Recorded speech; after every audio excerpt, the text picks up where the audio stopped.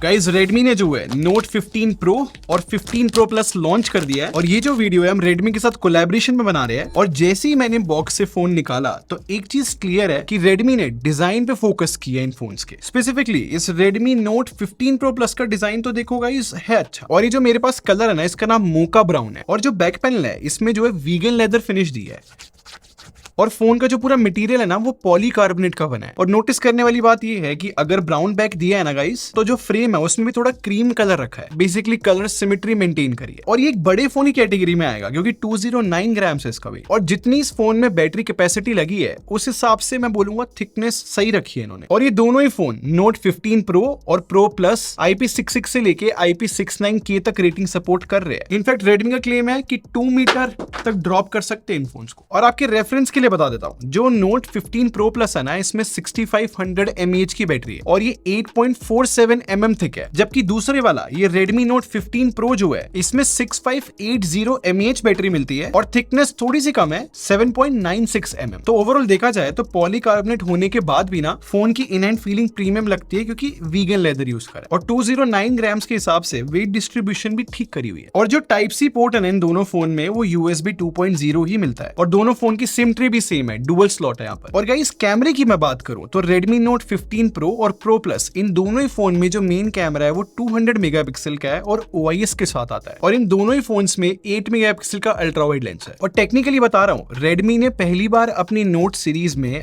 बड़ा camera sensor use करा है। जो मेन कैमरा है ना वो HPE है, अच्छा कैमरा सेंसर माना जाता है। और इस बड़े कैमरा सेंसर की वजह से मैं आपको कैमरा सैंपल ये जो दिखा रहा हूँ इन फोटोज में अच्छी डिटेल बोली जाएगी। और मेन कैमरे से ही हम 2x और 4x डिजिटल जूम कर सकते हैं। और डिजिटल जूम करने के बाद भी लाइटिंग सिचुएशन अगर अच्छी है तो फोटो में डिटेल आ जाती है, बट लो लाइट में जो है ओवर शार्पनेस दिख सकती है। अब एक इंटरेस्टिंग चीज बताता हूँ, ये दोनों फोन्स बेस्ट एग्जांपल है कि कैसे एक प्रोसेसर की वजह से इमेज प्रोसेसिंग चेंज हो सकती है। I mean, ये जो Note 15 Pro है ना, इसमें सेम कैमरा सेंसर मिलता है Note 15 Pro Plus की तरह, बट प्रोसेसर दोनों फोन में अलग अलग है ना। तो इन दोनों फोन की camera sample side by side देखो, Note 15 Pro Plus की प्रोसेसिंग आपको स्लाइटली बेटर लगेगी अगर हम कंपेयर करें Note 15 Pro से। ये चीज मैंने इसलिए बताई जिससे आपको पता लगे कि प्रोसेसर भी मैटर करता है इमेज क्वालिटी में। और बहुत सारी फोटोज कैप्चर करने के बाद अगर कलर्स देखे जाए ना तो वाइब्रेंट फोटोज रहती है, मतलब कलर्स जो है सैचुरेटेड रहते हैं। तो ऐसे पंची कलर्स ज्यादातर लोगों को पसंद आते हैं। और नॉर्मल ह्यूमन शॉट्स की बात की जाए तो यहाँ पर जो Note 15 Pro Plus है कभी कभी स्किन थोड़ी ज्यादा ब्राइट कर देता है और जो Note 15 Pro है वो हल्की सी रेड टोन ले आता है। और ह्यूमन शॉट्स पे ना इस फोन का जो HDR है वो हमेशा एग्रेसिव काम करता है और कभी कभी ऐसा हो सकता है कि ब्लूमिंग आ जाए फेस पे। और पोर्ट्रेट मोड की बात की जाए तो आई थिंक एज डिटेक्शन जो है दोनों फोन में बहुत सही रहती है। और पोर्ट्रेट मोड जो है 1x और 2x दोनों पे काम करता है और वहां पर भी अच्छे रिजल्ट्स रहते हैं। और फ्रंट कैमरे की बात करूं तो Note 15 Pro Plus जो है 32 मेगापिक्सल के साथ आता है और Note 15 Pro जो है 20 मेगापिक्सल के साथ आता है। और अगर मैं सेल्फीज दिखाऊं ना तो एक यहाँ पर कॉमन ट्रेंड है कि सेल्फीज में जो है स्किन टोन हमेशा ब्राइट आती है और कभी कभी जो है इमेज थोड़ी सॉफ्ट हो जाती है। और वीडियो की बात करूं तो ये दोनों फोन 4K 60 FPS सपोर्ट नहीं करते, 4K 30 FPS ही सपोर्ट करते हैं। और फ्रंट कैमरा जो है 1080p 60 FPS मैक्स करता है। एंड आई थिंक Redmi को जो है इस प्राइस में 4K 60 FPS देना चाहिए था। और गाइस इन दोनों फोन की डिस्प्ले की बात की जाए ना तो आई थिंक Redmi ने Note 15 Pro Plus की डिस्प्ले में काफी सही काम किया है। आई मीन देखो बेजल्स काफी कम रहते हैं और डिस्प्ले जो है चारों तरफ से थोड़ी कर्व हो रही है, तो ये थोड़ा अलग लुक दे रही है, इसको अच्छा लग रहा है। बट Note 15 Pro में डिफरेंस ये है कि पूरा फ्लैट पैनल मिलता है यहाँ पर। और ये दोनों ही फोन जो है 120 Hz के रिफ्रेश रेट के साथ आते हैं और दोनों ही फोन जो है AMOLED डिस्प्ले के साथ आते हैं। और यहाँ पर Redmi ने ड्यूरेबिलिटी में कॉम्प्रोमाइज बिल्कुल नहीं करा है क्योंकि Gorilla Glass Victus 2 के साथ आते हैं। And I think guys display जो है अच्छा काम कर रही है, मतलब व्यूइंग एंगल्स बिल्कुल सही है। और इन दोनों फोन के डिस्प्ले में Redmi 3200 निट्स की पीक ब्राइटनेस प्रॉमिस कर रहा है। और इन दोनों ही फोन्स में HDR10+ और Dolby Vision का सपोर्ट मिलता है। अब देखो इसका फायदा ये है कि जब मैं Netflix पे HDR कंटेंट देख रहा था, नो डाउट जो हाइलाइट्स और शेडो है बहुत अच्छे से मैनेज कर रहा है, इस वजह से कंटेंट देखने में अच्छा लग रहा है। इनफैक्ट डायरेक्ट सनलाइट में भी इन दोनों फोन की डिस्प्ले देखी जाए तो वो क्लियरली दिख जाती है, सच कोई विजिबिलिटी इशू नहीं है। बट गाइस एक बार परफॉर्मेंस के बारे में बताता हूँ। देखो जो Note 15 Pro Plus है ना, इसके अंदर जो है Snapdragon 7S Gen 4 यूज करा है और ये जो प्रोसेसर है हैवी गेम्स के लिए नहीं है। और ये जो Note 15 Pro है इसके अंदर MediaTek Dimensity 7400 Ultra यूज करा है और ये प्रोसेसर भी जो है कैजुअल गेमिंग के लिए ही है। बट सबसे मेन पॉइंट ये है कि इन दोनों ही फोन में UFS 2.2 और LPDR4X रैम मिलती है,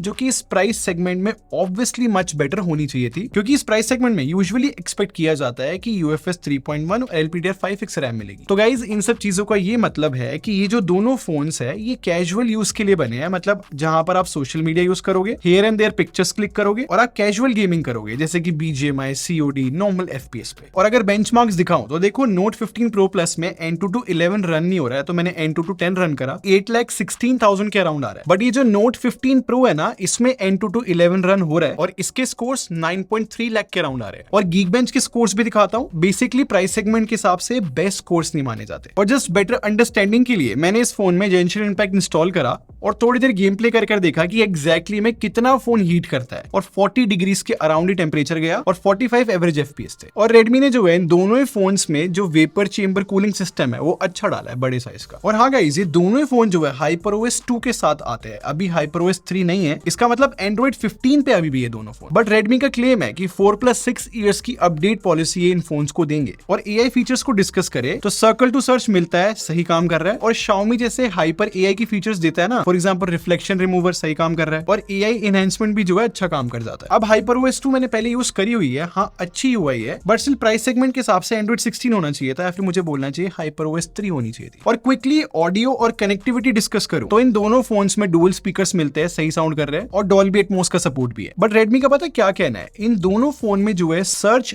T1S मिलता है। बेसिकली ये जो है ना एक ट्यूनर है जो बेटर नेटवर्क्स प्रोवाइड करेगा। I mean, ये चीज जो है Note 15 Pro Plus में ही मिलती है। और इसको जस्ट क्रॉस चेक करने के लिए मैंने हियर एंड देयर थोड़ी बहुत टेस्टिंग करी है अपनी जियो के सिम डाल के, और नेटवर्क सही आ रहे थे। बट बहुत इंटरेस्टिंग रहेगा देखना कि लॉन्ग टर्म में कितने नेटवर्क्स इंप्रूव होते हैं इस वजह से। और चार्जिंग की बात की जाए तो ये जो Note 15 Pro Plus है ना, ये 100 वॉट की चार्जिंग सपोर्ट करता है, और ये जो Note 15 Pro है ये 45 वॉट पे चार्ज होता है। और जैसे कि अनबॉक्सिंग में दिखाया था कि भाई चार्जर इंक्लूडेड है बॉक्स के अंदर। और दोनों ही फोन जो है रिवर्स वायर्ड चार्जिंग भी सपोर्ट करता है 22.5 वॉट पे। तो ये थी complete story Redmi Note 15 Pro और Pro Plus की। और प्राइस की बात की जाए, Redmi Note 15 Pro Plus का जो प्राइस है वो 34,999 रुपीज से स्टार्ट होता है 8 to 56 GB वाले वेरिएंट का। और Note 15 Pro जो है 26,999 रुपीज से स्टार्ट होता है। आई थिंक प्राइस जो है अपर साइड ही है, बट इन दिनों में सीरियसली फोन्स काफी ज्यादा एक्सपेंसिव होते जा रहे हैं। पर मुझे कमेंट सेक्शन में बताना अभी जो स्मार्टफोन वर्ल्ड की करंट सिचुएशन है आपको कैसी लग रही है। बाकी वीडियो पसंद आई हो तो लाइक बटन पे क्लिक कर देना, और सब्सक्राइब करके हमारे टेक बार आर्मी को ज्वाइन कर लो। हम लोग क्वालिटी में बिलीव रखते हैं।